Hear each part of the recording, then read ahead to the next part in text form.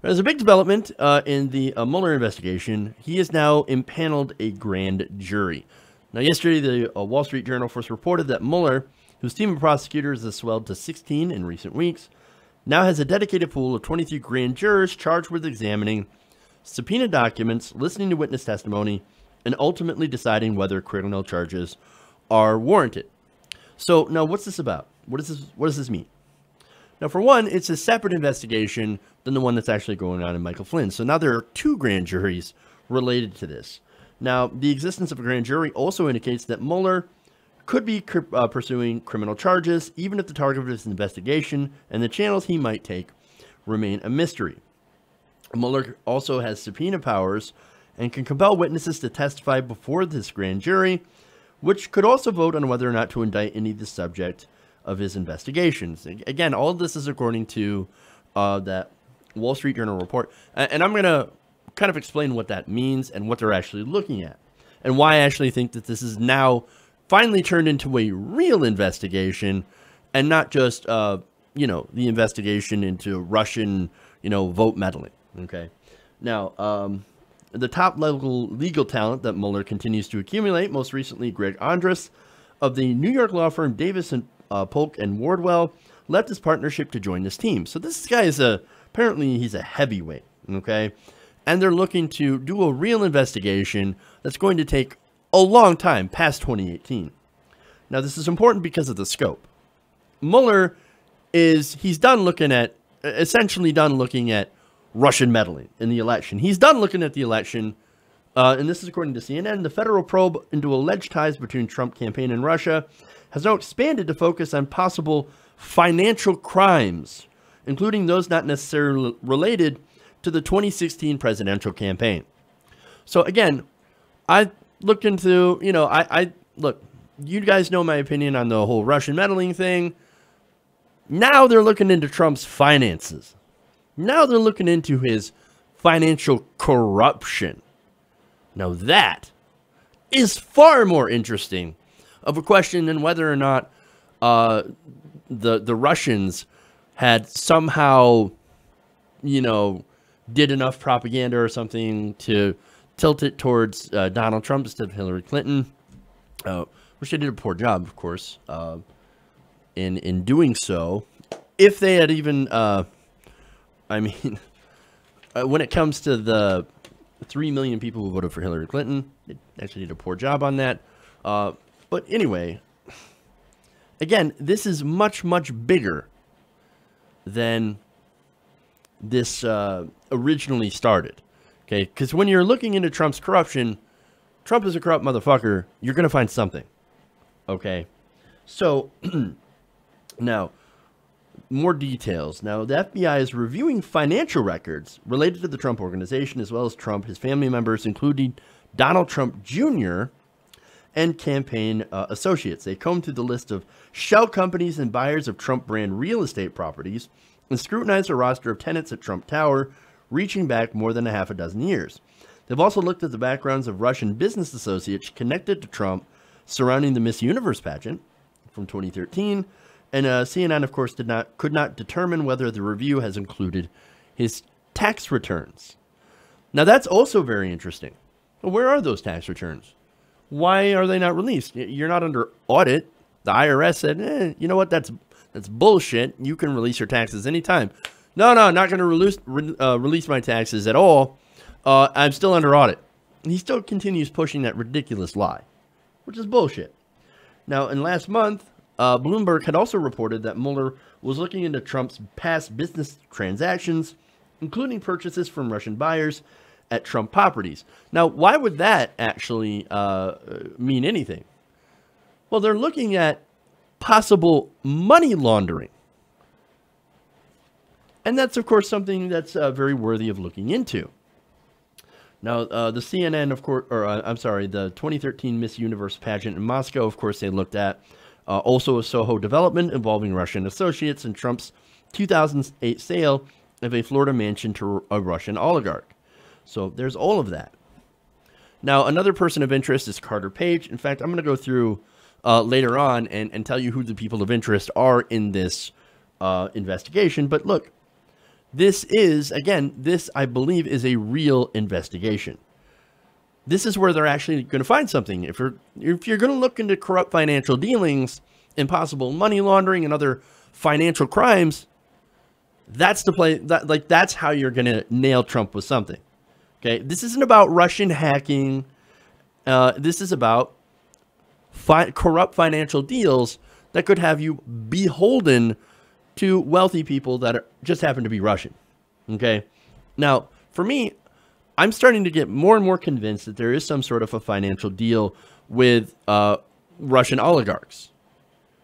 Now, the nature of that deal, I don't know. Whether it's illegal, I don't know. Or if it counts as any sort of collusion, or if there was any sort of collusion, again, I have no idea. But there is something there that he does not want us to know. He does not want us to look into, and that is, you're going to find that in his finances. Okay? Again, why else would he, not release his tax returns? Why else would he warn Mueller not to look into his finances? If his finances were clean, he should be like, hey, man, go ahead and look. Sure, I don't like it that you're looking into my finances. But, hey, man, go ahead and look into it. Okay. There's nothing there. You're not going to find anything there, so go ahead and waste your time. I'm transparent. I don't have any Russian deals. Wonderful. Now, why did he fire Comey and do obstruction of justice? Why is he suddenly looking into presidential pardons? Again, this is weird. There's a lot of little coincidences going on here. And that kind of stuff deserves some scrutiny. Okay? This is no longer a big fat nothing burger. Okay? The Russian hacking stuff, right? Look, I'm not saying I don't care about electoral integrity. I really do care about electoral integrity. But as far as we know, they didn't hack in and change your vote totals. If they did hack the DNC and give the Podesta emails to WikiLeaks, okay, well, so what? So yes, they possibly broke into the DNC and stole a bunch of emails and released them. That made the DNC look bad. Well, WikiLeaks didn't write those emails. The Russians didn't write those emails. The DNC wrote those emails. And not only that, but they didn't have a gigantic impact on the election. A lot of people already knew Hillary and the DNC were very skeevy, were very shady. WikiLeaks, though, those emails just showed us how skeevy they are. Again, we kind of already knew that. And besides, if you don't want your shit stolen, get good security. Because, look, we should expect foreign powers to try to attempt to influence our elections. Why? Why would I say that? Because we influence elections all the time. It doesn't make it right when we do it. We should expect other countries to also attempt to do it. We should expect, just like we should expect other countries, our allies, to spy on us. Because we spy on them. Everybody spies in on each other. Everybody steals secrets. This is not new. If you don't think that this happens, then you are naive. That's why you have to have ways to protect yourself and to protect your data, to protect your integrity, okay? Again, we should be able to implement these measures in order to protect ourselves and protect our data. Again, one of the things that I suggest, by the way, and I'm not suggesting that they hacked our voting machines, but just get rid of the voting machines. That's it. Gone. This is like, I'm a big advocate, and I have been even before the election, of hand-counted paper ballots. You don't have to worry about security. Okay, you don't have to worry about whether or not your votes can be hacked or things can be changed. Okay? That's the thing. Those are easily implementable measures in order to enhance our own security. How about not letting politicians like Hillary Clinton put up their own private server? That would also be a wonderful thing for security. Okay? And I criticized her for doing so. And I criticized the DNC for not having up-to-date security. And I criticized the voting machines for not having their own up-to-date security. You know, they had a hackers conference sometime last week, maybe it was this week, where people were able to hack these voting machines within like 10 minutes. That's a serious exploit that needs to be fixed. Why are we not fixing those things? Come on. We need to fix our security. It's important. But all of that, Again, that is not the main focus of this investigation, and it shouldn't be. Now this is about Trump's corruption. Trump is a corrupt motherfucker, and when you look into his financial dealings, you will find out why. Now look, we say that money influences people, okay? For example, it influences politicians. Like, coal companies give Joe Manchin, for example, corporate Democrat, lots and lots of money. He is beholden to those corporations.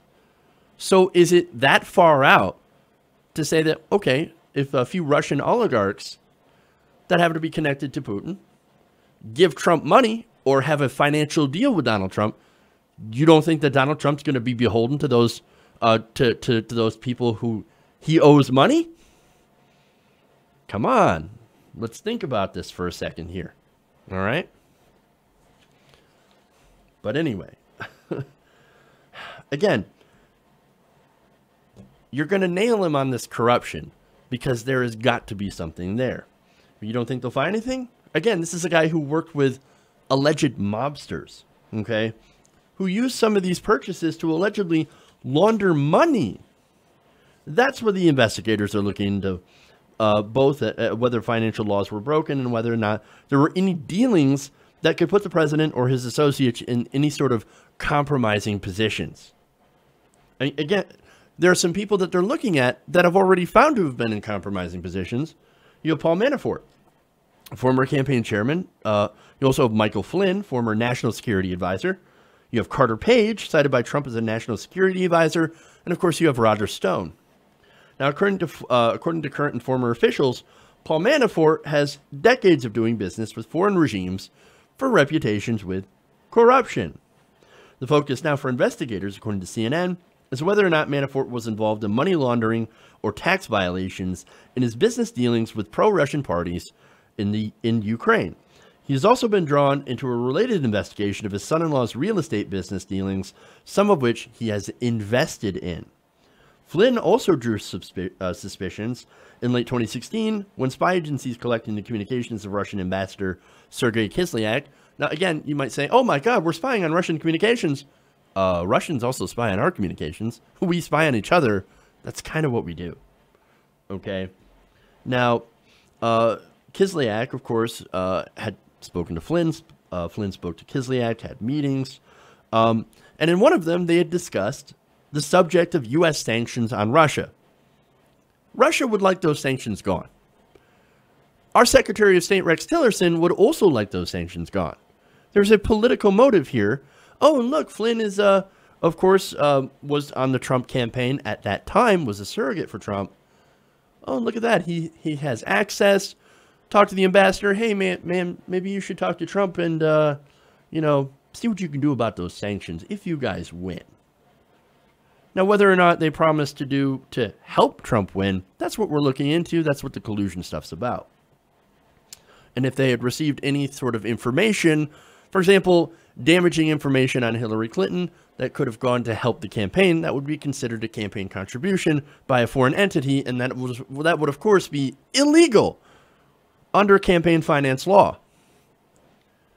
Now, again, you also have, they were talking about sanctions, right?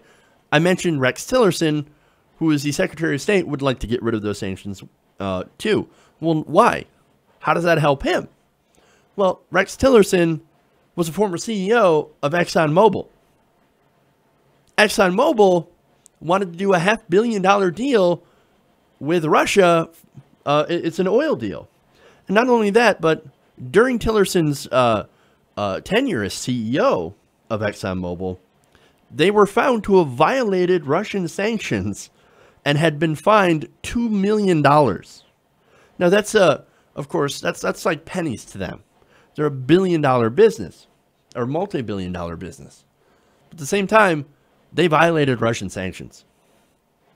Just saying, okay? And look, investigators, back to Flynn, have focused on his lobbying work for the Turkish government, in which he did not disclose as required by law. So this is the kind of stuff that they're looking into, right? And now they have a grand jury.